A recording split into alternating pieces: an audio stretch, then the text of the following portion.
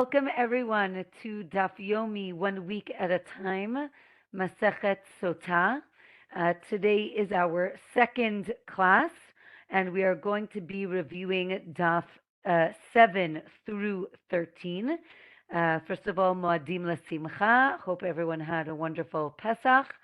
Um, Before we begin, I just want to dedicate tonight's shiur in memory of the D family for Maya, Rina, and Lucy D, who were unfortunately murdered this past week in a terrible terrorist attack. And I just want our learning to be in their memory, and their neshamot should have an aliyah. Um, okay, we are going to begin on Daf 7, and we're going to continue on our journey that is Masechet Sotah. I think some people after the first class were maybe a little shocked by what happens. It's only, I don't want to say getting worse, but it's only getting worse. So I just wanted to, before we start, as an introduction, I think it's important to recognize that, on one hand, this is a very shocking ceremony, and we'll see more about the ceremony today. Um, but one thing to recognize is that this really is to benefit the innocent woman. If a woman, again, we're definitely involved in a I guess I would say an unhealthy relationship between the husband and the wife. I don't think that either side is completely, completely innocent. But it's interesting to think about the Sotah ceremony as a mechanism by which the wife is able to um, put aside all suspicions once and for all. When there is this suspicion between the husband and wife, ultimately one never knows what the truth is. And I think it's interesting to think about the Sotah ceremony as a way for this woman to clear her name once and for all, right? She can say, I didn't do anything, but, it sounds like he is not going to believe her till um, till we have this ceremony. So again, I just want to put out there to think about this ceremony as benefiting the woman. Uh, Definitely, if she is innocent. If she is guilty, then it is definitely not to her benefit. And maybe that will help when discussing this. Okay, Daf 7. The Mishnah tells us what is the procedure. The husband brings his wife to the local court, wherever they live, and then when they determine that um, she is in fact a Sotah, they are then told to go up to Jerusalem. Two scholars escort them to Jerusalem. Um, this is so that there is someone there to prevent, right? He is not allowed to have relations with her. So if these two men are there, hopefully it will prevent him from having relations with his wife on the way. Another opinion is we do not need these two scholars. We trust the husband not to do the wrong thing. The Gemara explains that we have three men and one woman, and that isn't yichud. It is not inappropriate for these four people to be together. And these two scholars are there to prevent him from having relations with her. But if he does, we now have two witnesses to the fact, which again is we have those witnesses there. Excuse me. Okay, as I said, another opinion is that the husband can go by himself with her. We trust him. So, deoraita, according to the Torah, he can go alone. Rabbanan, it is a rabbinic enactment that there should be two escorts with them.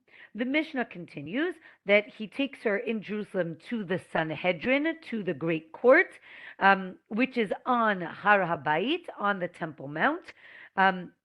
There, they intimidate her in the sense that they want to make sure that she is telling the truth, and if she is indeed guilty, they want her to admit it at this point. The Gemara also says that this is the same case with witnesses that come in a capital case, meaning if there is capital punishment, if we have witnesses, we also intimidate them in the sense that we want to make sure that they are telling the truth because there's someone's life at stake as well. So again, this isn't like, against women. This is because it is very serious, right? And they say to her, right, many things are going to maybe cause you to commit adultery. Not it's not your fault, but I'm sure there are other pressures, and sanctify God's name and admit it now, and admit your guilt. If she says she's guilty, so as we mentioned, she gets divorced and she does not get her ktuva money. If she says that she is innocent, so then we're going to proceed with the ceremony. So we bring her to the east gate, and the priest pulls on her neckline and basically rips her garment, revealing her heart, and then uncovers her hair and unbraids it. And all of this is to embarrass her. The Gemara says if her body or hair are very beautiful, then we don't do it because we don't want other people to be attracted to her in this moment. If, let's say, she's wearing clothing, we change her clothing. If she was wearing black clothing to white clothing, we remove her jewelry. And the Mishnah ends by saying anyone can come and watch the ceremony except her servants.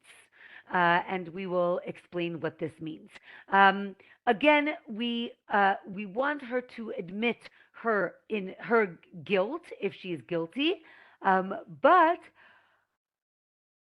if we already prepared the bitter waters, which the way one does it is by dissolving God's name in the water.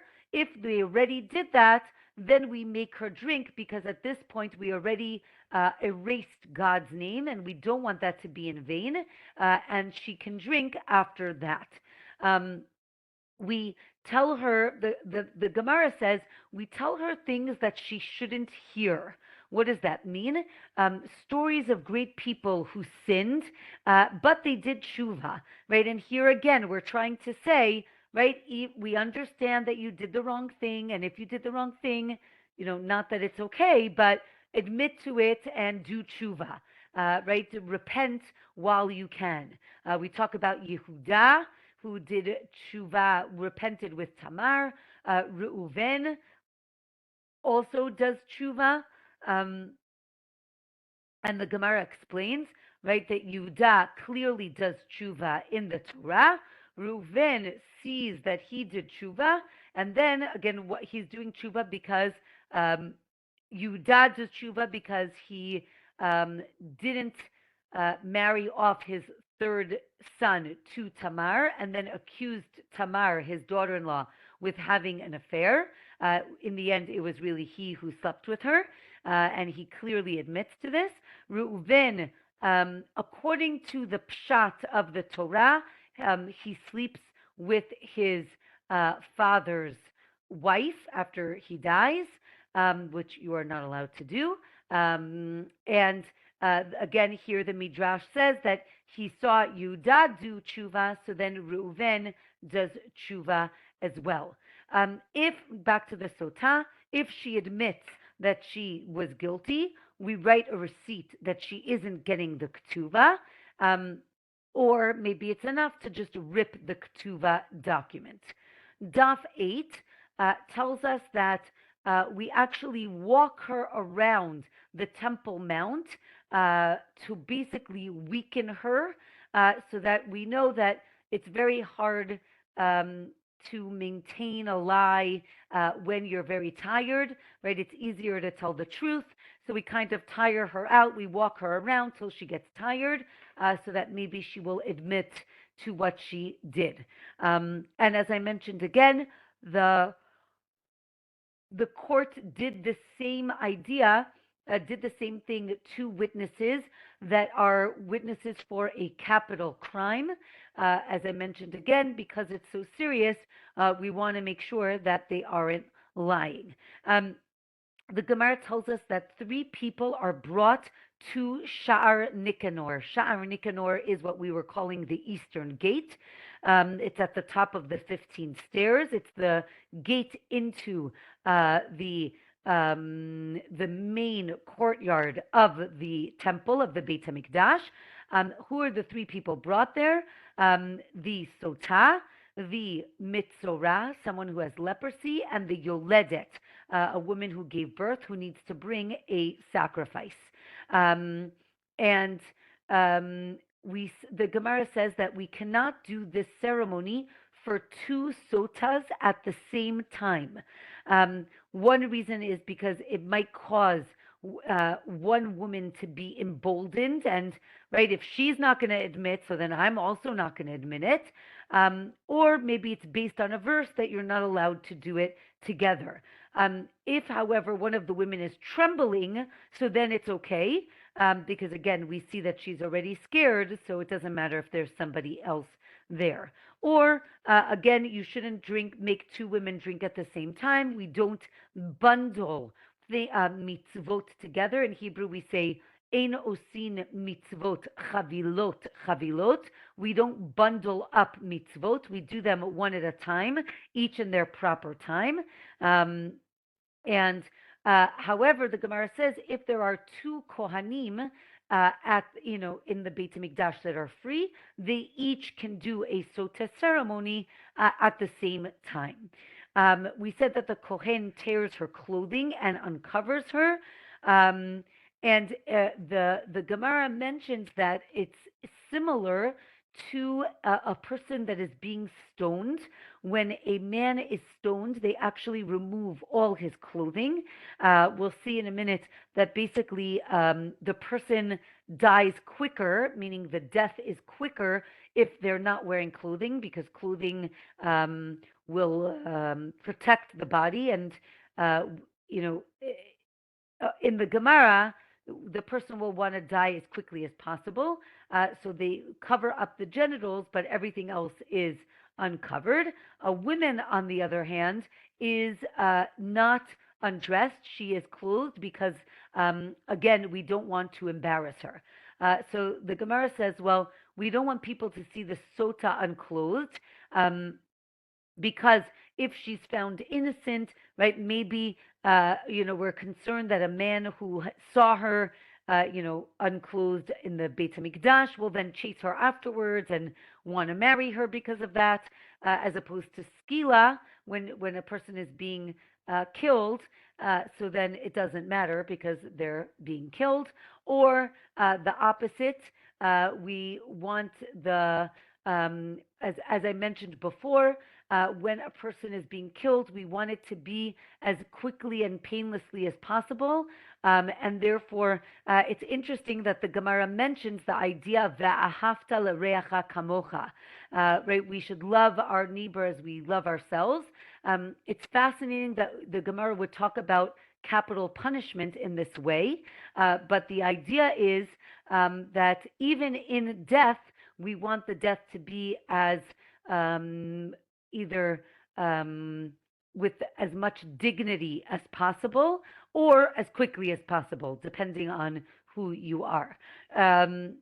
Okay, then after he rips her clothing, he then covers her up again and ties it with a palm rope, a rope made out of palm branches. It seems that this is very cheap. It's very embarrassing. And everybody can watch it, or maybe, as I mentioned, maybe only women should watch it, again, because of the uncovering of the woman. Okay, the Gemara continues. A very famous concept in Hebrew is what we call midah keneged midah. In English, we say a measure for a measure. The Mishna tells us that God pays a person back with the same measure of exactly what they deserve. So the Mishnah goes through all the steps of the Sota process and compares it to her crime, right? So she made herself beautiful for the adulterer, so now we're making her repulsive. This is actually, kind of the opposite. Or she revealed herself to the adulterer, therefore we're revealing herself here. And again, back and forth for each part of the process and the punishment. It's all specific to the things that she did. The Gemara now explains. Again, we're talking about, I guess, crime and punishment. But the Gemara says nowadays we don't have a court that gives capital punishment. The Gemara explains that even if there's no court, God still gives divine punishment. So if you are chayav, if you are deserving of or need to get a certain punishment, so then you will get it in a different way, right? So the Gemara goes through all four of the capital punishments and explains how different deaths can simulate those four capital punishments. But the idea is that even small deeds add up, and that God takes care of people who need to be punished. Daf 9 tells us that God also punished the nations that needed to be punished. And here the Gemara talks about Egypt. Again, I thought it was, I always tell this to my children. I love when Daf Yomi is exactly for the time or things that are happening right now. So the Gemara talks about Egypt being punished 3 times throughout history. Since we're talking about punishment, the Gemara tells us that God waits for the evil person to finish all the things that they need to do, and then he punishes them. And maybe not in this world, but in the next world. And I think this is the Gemara's way of explaining what we call Rasha V'Tovlo, right? When someone is evil and it looks like they're living in a palace and everything is amazing, and we say, we don't understand, where's the justice? And I think that the Gemara is saying, there is divine justice. We need to be patient, and we don't always see it. And I think, at least for me, this is a very comforting thought that we definitely do not understand what goes on in this world. I'll take the other side of tzaddik veralo, right, for righteous people that suffer. And unfortunately, we are seeing a lot of suffering these days. And I think that the Gemara is saying that, there's a reason for everything, and we don't understand it. And there is, right, as we all know, we learned many times that just like we make a bracha and we bless God for the good things, we make a bracha for the bad things as well, right? And we believe that there is justice in the world. Okay, let's continue. The Sotah continues and talks about, here we talk about a list of people who wanted things, but they lost it all, right? The Sotah desired someone who is forbidden to her, and now she not only is forbidden to that man, but she's forbidden to her husband. And the Gemara gives a long list of people that desired things and lost everything, right? Cain and Korach and Bilam. There's a whole list of people. And the next Mishnah tells us that since we are talking about midah keneged midah, again, a measure for a measure, we're going to go through different people throughout the Tanakh who had punishments and how those punishments fit the crime, right? So Shimshon, Samson, went after his eyes, meaning he desired many women. Therefore, the Plishtim, the Philistines, poked out his eyes. Avshalom who was the son of David, also got midah keneged midah, which we'll discuss in the Gemara in a minute. The Mishnah, however, also adds that this also works for good, meaning if you do good, you get good in return. Miriam waited for Moshe, again, Pesach related. Miriam watched baby Moshe right in the Nile, and she waited an hour, and Bnei Israel waited for her for 7 days in the desert when she had a tzaraat. Yosef buried his father, and then Moshe buried or took out Yosef's bones from Egypt, and then God buried Moshe, right? So this is actually like a three-part thing. And at the end of the Mishnah, it tells us that all righteous people are buried by God, which is an interesting thing to think about. Okay, the Gemara now is going to discuss Shimshon, Samson. So just a quick overview. Samson, Shimshon, was a judge from the book of Shoftim, Judges. He married 3 Plishti women, not Jewish women. The last one was Delilah. And she convinced him to tell her the source of his strength, which was his hair. And then they cut his hair, and then he lost all his strength. He was captured by the Philistines, and in the end, he is, kind of strapped to these 2 pillars, and in a theater, and he, gathers all the strength that he has, pushes the pillars down, and kills many Plishtim and himself in the process. So that's just a quick overview.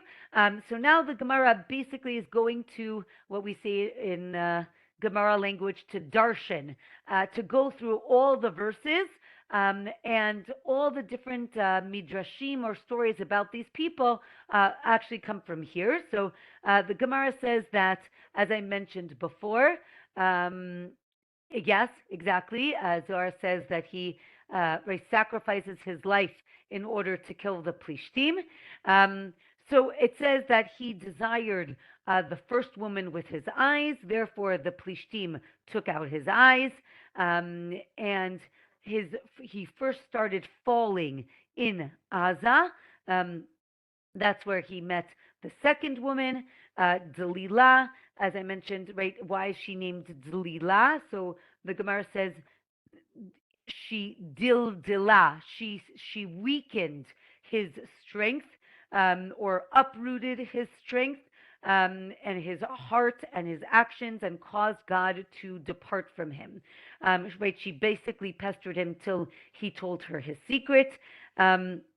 Angels actually told Shimshon's mother not to eat anything impure while she was pregnant. Again, he was a Nazir from birth, so he never had any grapes or wine. That's why he had such long hair. He was saved with a jawbone of a donkey, and as I mentioned, the Shekhinah was always with him. Daf 10 continues with Shimshon, that he asked for one last chance to be strong, to take revenge on the Plishtim. Another thing that happened is that he captures 100 foxes, and he ties the pairs together, and he puts a torch in between their tails, and then they set the fields on fire. This was his way of getting back at the Plishtim. As we mentioned, Shimshon was so strong that he could actually uproot and carry the gates of Ashkelon. Interesting. The Gemara says that the Plishtim brought their wives to get pregnant from Shimshon while he was in jail. I guess, right, he was very strong. They thought that would, I guess, produce strong children. Okay, we say Shimshon is like the name of God, like Shemesh, which is the sun, but which was also like a protector of Bnei Israel. The Gemara says that there were 5 people who were like God, but then that godliness was also their downfall, right? Shimshon with his strength, but in the end, it was taken from him. Shaul was very tall, but right, it says, right, that his neck was very long, and he died by his neck. Avshalom, the son of David, his hair was very beautiful, but he was killed with his hair, which we'll see later on. Tzidkiyahu with his eyes, Nebuchadnezzar blinded him, and Asa with his feet, King Asa with his feet, and he was struck. At the end, his feet were struck. Asa basically made the sages, the scholars, work for him, which was problematic. And now, since we talked about Yehuda, and Yehuda went to, sorry, Shimshon went to Timnah, and so did Yehuda. So now we're going to talk about Yehuda and Tamar. So this is the story. Yehuda is one of the right sons of Yaakov. He had three sons. The oldest son was married to a woman named Tamar. The son died without any children. As you all know, they needed to do Yibum. So then the next son marries Tamar. He also dies without children. And then Yehuda is reluctant to give Tamar to his third son. He says, I'll call you when he gets older. He doesn't call him. He doesn't call her. And basically, Tamar takes it into her own hands. She dresses up as a harlot, sleeps with him. Lo and behold, she gets pregnant. 3 months later, they take her out. They want to stone her because she is not allowed to be with anybody else. In the end, it turns out that it is from Yehuda, and he, as we mentioned, he admits that that it was really him all along, and that she was correct in what she did. The Gemara says that Tamar was very modest. She always had her face covered, which is why Yehuda did not recognize her from before, and therefore kings and prophets come out of her. And Tamar also teaches us that it's better to get killed than to embarrass someone, right? She does not say that it was actually that it is not that she doesn't point to Yehuda. She just kind of hints at it, and therefore we see that she did not want to embarrass him.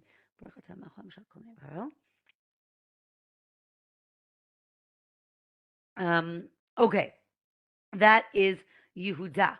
And the Gemara tells us that Yehuda didn't sleep with her again, or maybe he didn't stop being with her, right? It seems they were married afterwards. Okay, now we're going to get to Avshalom. Avshalom was the son of David. He was also a Nazir, and every year he made a feast when he cut his hair. And the end of the story is very tragic. He also rebels against his father, which is tragic. And then his hair, he's riding along and his hair gets caught on a branch, and he gets killed that way. So the Gemara tells us he was a holy man, very beautiful. He shaved his head every year and made a party. And when David heard that Avshalom died, he trembled and cried when he heard about Avshalom. Avshalom made a monument in his lifetime. This is actually called Yad Avshalom. This may or may not be the monument across or right outside of the old city of Jerusalem to the east. There is a large stone monument going, basically in the valley on your way to the to Har Hazetim. It's called Yad Avshalom. The Gemara says that he made this monument in the Valley of the Kings because he didn't have any children. We're now on Daf 11. But then the Gemara says, wait a minute, it says that he had 3 sons and 1 daughter. But maybe it's because none of them were appropriate to be kings. Maybe that's why he made it. Or he um, did something wrong, and therefore his children died before he died, and therefore he built himself a monument. Interestingly enough, it is still standing to today, if it is that exact monument. Okay, from here, we said that it's also for good, midah keneged midah. And therefore, Miriam, right? We said Bnei Israel waited for her like she waited for Moshe. What's interesting is that she waits an hour and they wait 7 days. So the Gemara says you're right. It's much more, right? It's not equal measure for measure. Rather, it's actually much more than what you do in the first place. Um, right? Just like as the Gemara says, just like Miriam watched over Moshe, so too Hashem watched over Moshe as well. And from here, again, because it's Pesach, the Gemara talks a lot about different stories about Paro in Egypt, right? The Pharaoh. Paro started the persecutions of the Jewish people. He started them himself. And therefore he was stricken by the makot first, by the plagues first. He said to strike the Jewish people with water because he thought that that God will not destroy them with water, right? Because of the Mabul, because of the flood in the time of Noah, God says he's not going to destroy the world. He didn't realize that it didn't mean that God couldn't destroy a nation, right? Obviously, he was wrong. It seems that Paro seeks counsel from three different people. This is a very famous midrash.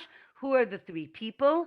Bil'am, who we're going to see in Sefer Bamidbar, Yitro, and Iyov. And interestingly, the Gemara tells us Bil'am was the one who gave the idea of killing all the kids, and therefore he was going to be killed, Bil'am, later in his life. Iyov stayed quiet, right? This is Job. He stays quiet, therefore he suffers in his life. And Yitro actually runs away because he doesn't want to be involved in this discussion, and therefore he merited to sit on the Sanhedrin, on the court. There are many verses written in the singular when speaking about the suffering of the Jewish people. And it seems that here the Gemara explains it as it pained Paro to afflict Bnei Israel, right? Meaning he says, oh, this is so hard for me to make, these people work for me. But interesting, the other side of that coin is as much as the Egyptians tried to kill the Jewish people, they continued to multiply. It says that they work them avodat parech. So the Gemara explains, what does this mean, parech? It really means like crushing work. One way to understand it here, the Gemara explains avodat parech as perach, a soft mouth. What does that mean? That the Egyptians started the slavery started off very slowly, almost with a soft mouth. Oh, you'll just do a little bit of work here. You'll just do a little bit of work there, and then it builds up more. Or, as I mentioned, parech means crushing work. Here is a very famous midrash talking about the Jews in Egypt. That what was such terrible work that the Egyptians switched. They gave the men's work to the women and the women's work to the men, right? And both of those things are torturous, right? Women, it's very difficult for them to do men's work, and for men to do women's work. It's maybe demeaning, or maybe it's difficult for them. And here another, sorry, one second. Another very, very famous line that the Jewish people were redeemed because of righteous women, right? Bizchut nashim tzidkaniot niga'alu avotenu.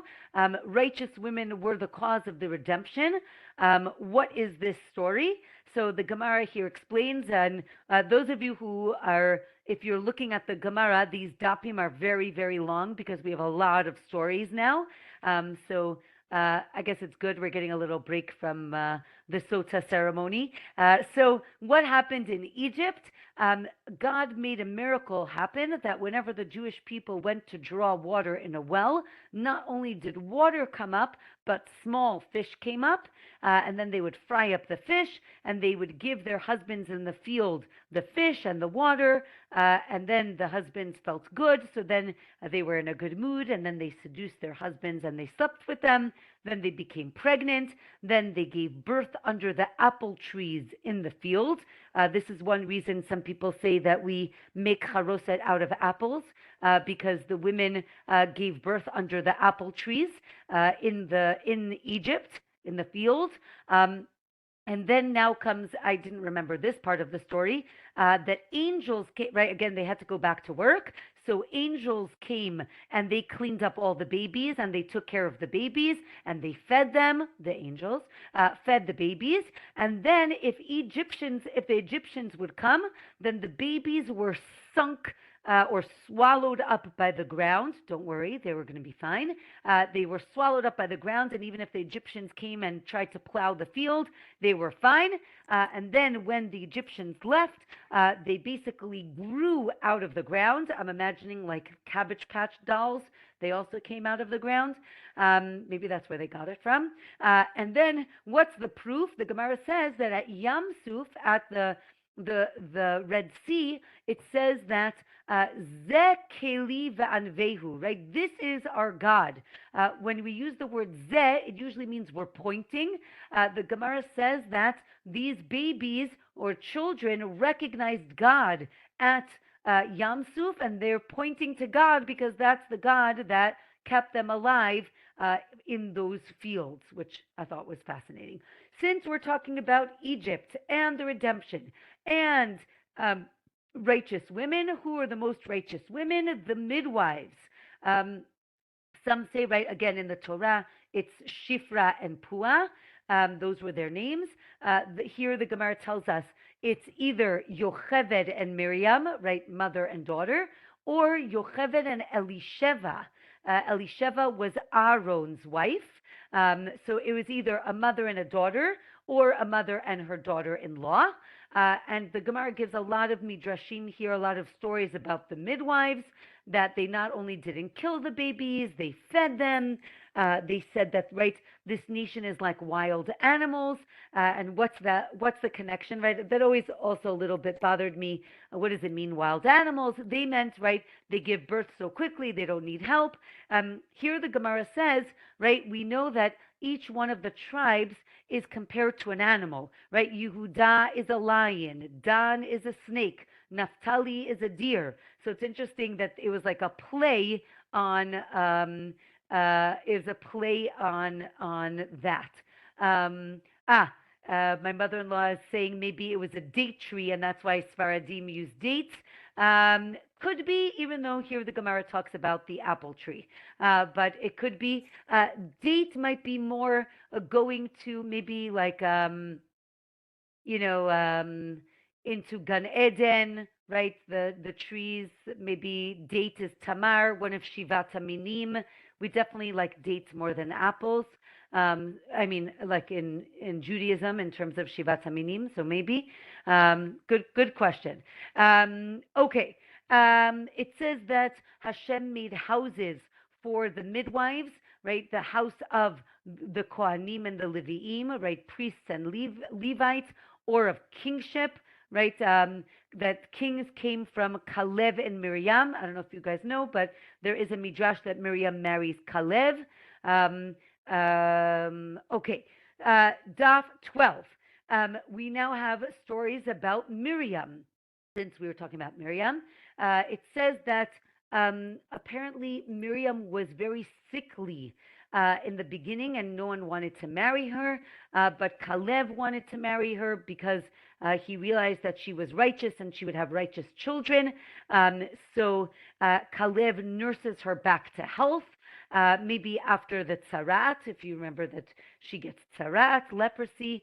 And right again, Caleb resists the temptation to be like the other spies. And here they were a match made in heaven, as we would say. And in the end, Miriam was so beautiful right after she became healthy. Everyone talks about her beauty. Back to Paro in Egypt. He made 3 decrees. First, to kill all the babies via the midwives. Then he saw that that wasn't working because the midwives weren't doing it. So then to throw them into the Nile. And on the day that Moshe was born, he decreed that all the male babies be killed, even Egyptian ones, because he didn't know, where he was going to come from. And here we have another famous story of Amram. Amram is Moshe's father, who saw the matzav. He looked around. The Jews were suffering and people were dying, and he basically said, how can we bring more children into this world? So he divorces his wife, and since he was one of the leaders of the community, so did everybody else. And Miriam, right, his daughter, again, are righteous women. Miriam said to him, you're worse than Paro, right? Paro only decreed against the boys. You're decreeing about all children, right? He is, decreed about they should be killed in this world, but they have the world to come, and therefore he listens to his daughter, and he remembered his wife, meaning he got back together with his wife. He marries her, and then she becomes pregnant. Since we're talking about them, we're going to go to Yocheved. Yocheved is Moshe's mother. It says that she's a Bat Levi, which normally we use to say a descendant of Levi. Here the Gemara sees it as literal. She is the literal daughter of Levi, which would make her about 130 years old. And right, she was conceived on the way to Egypt, and she's born in Egypt. Right, she is the 70th soul. Right, it says that 70 people came down to Egypt. She is the 70th. From here, the Gemara continues giving us the miraculous stories of Moshe's birth. Right, the Gemara tells us that he was named Tov or Tuvia, again, because he was so perfect or so good. He was born circumcised already, and when he was born, the house filled with light. Yocheved was able to hide him for 3 months, either because he was born early or she became pregnant 3 months before she actually remarried her husband. And that's that story. Now, since we're continuing on the redemption journey, we're going to go to Bat Paro, right? Yocheved puts Moshe into the basket, and he's taken down the Nile. There's a great animation in the movie Prince of Egypt of that scene. He's taking down the Nile, and he gets to Bat Paro, the daughter of Paro. She goes down to bathe. So the Gemara says, what does it mean to bathe? She's actually purifying herself from her father's idols. It seems that her maidens were going to kill her because they didn't want her to save Moshe, but the angel Gabriel saves her. It says that she stretches out her arm, or she sends her maidservant. Her arm miraculously lengthened to reach out to get the basket. And when she opened the basket, she saw the Shekhinah. She saw the divine presence with this child. She also saw that he was circumcised, and that's how she knew that he was Jewish. On the day that Moshe was saved, they actually abolished the decree to kill all the male babies because now the astrologers didn't see the sign, right? There was a sign that they saw that the savior of the Jewish people was going to be killed by water.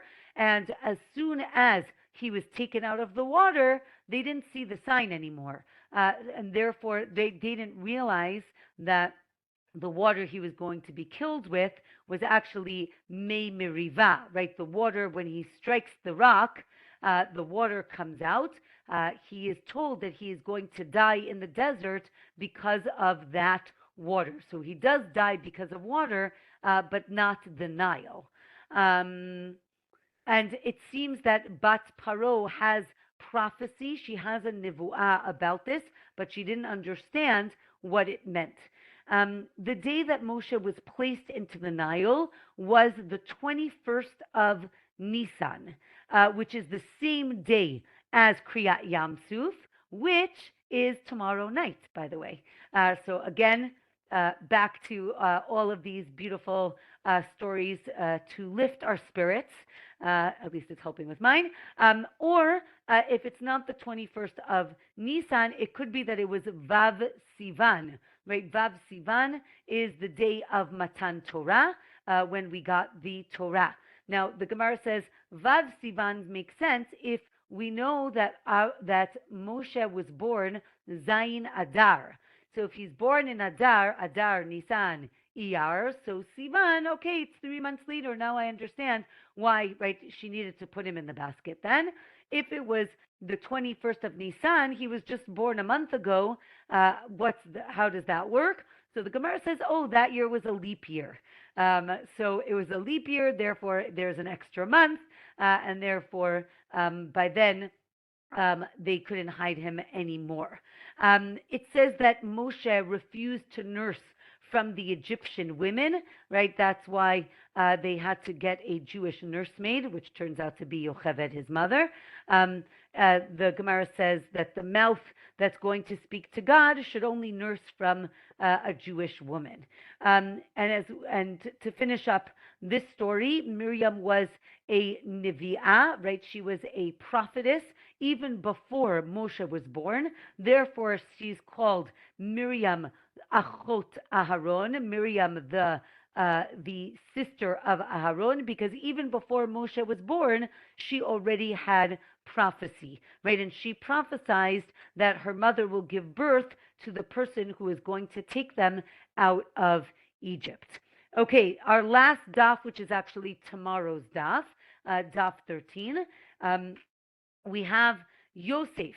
We're going to talk about Yosef. And when the Egyptians saw all the honor that they gave at Yaakov's funeral, they began to honor the family. It says that they actually had 36 crowns on Yaakov's coffin, and these were from all of his descendants, the children of Esav, the children of Yishmael and Keturah. Oh, maybe that's a beautiful idea of like unity, right? Everyone came together to bury Yaakov. So I don't even have to spell that out. I think that that's very clear. Okay, Esav. So let's get to the story of Yaakov's burial. This is another, I think, relatively famous story that they go to bury Yaakov in Marat Machpelah in Hebron, in the cave of the patriarchs in Hebron. And Esav gets there and he says, what do you think you're doing? That's my spot, right? He knew that Marat Machpelah was going to have 4 couples. They're already there, meaning Adam and Chava, Adam and Eve, Avram and Sarah, Yitzchak and Rivka, and Leah, right? We're fine, yeah. Leah is already buried there, right? Yaakov buries Leah there. So Esav says there's only one spot left, and that's going to be my spot. And the children say, what do you mean? You sold your right to be buried here, right? You sold the Bechorah, you sold your right to be buried here. So then he says, what do you mean? I sold the Bechorah, I sold the right to the firstborn, but I didn't sell my plot. So So they say, no, we have a document that says that you sold it.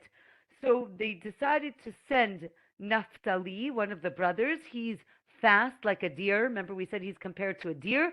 So he's like Flash, those of you who know comic books. So he's like Flash. He runs, and they send him all the way to Egypt to run and get the document. But before he gets there, Hushim ben Dan, the son of Dan, who actually is deaf and doesn't understand what all the commotion is, and he says, "What's going on?" And they say, "Esav wants to be buried here. They're not letting Yaakov come." And Hushim says, "I don't know what's going on." He takes a knife and he kills Esav on the spot.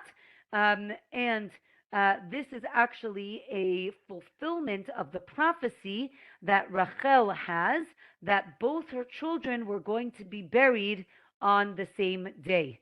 And again, I think that this is very powerful, as unfortunately I was at the funeral yesterday of two sisters who were buried on the same day. So this is very powerful.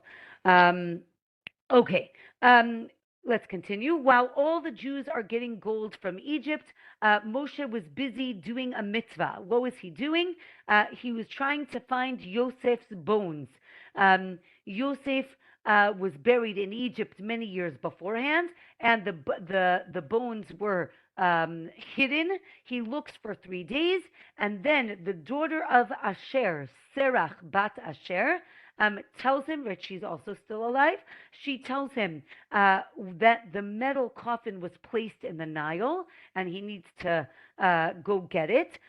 So then he says, right, he goes to the edge of the Nile and he says, "The time has come, Yosef, to fulfill, right, we're fulfilling the oath that you made, right, that we want to come and take you to Israel, so you need to show yourself." And the coffin floats to the surface. Or another version of the story is that he was buried in the royal catacombs. And when he says, right, again, Moshe says, it's really time it's time to go, let's go, you need to show yourself. Apparently the bones rattled in the coffin, and that's how Moshe was able to figure out which coffin was Yosef's.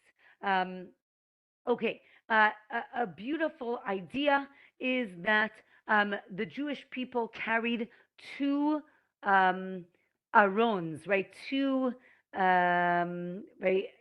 We say an ark, but basically two wooden boxes, right? One with Yosef's bones, and one was the aron that held the tablets, right? God's presence. So I think that that's also just this beautiful idea of the parallel between the honor given to burying Yosef and the honor obviously given to God. The Torah tells us that Yosef is buried in Shechem by his children. The Gemara asks why. Again, that's where the story all started, right? He was kidnapped from Shechem in the first place. Therefore, again, since we're talking about a measure for a measure or full circle, Yosef is laid to rest in Shechem. And the Torah tells us that Yosef dies before his brothers because he showed excessive authority over them. From here, we go on to Moshe, because as we said, right, Yosef buries Yaakov, therefore Moshe buried Yosef. So now God buries Moshe. And here the Gemara tells us that Moshe dies at age 120 exactly. He died on his birthday when the gates of wisdom were closed to him. And God buried him. And it tells us that he went up to Har Nevo.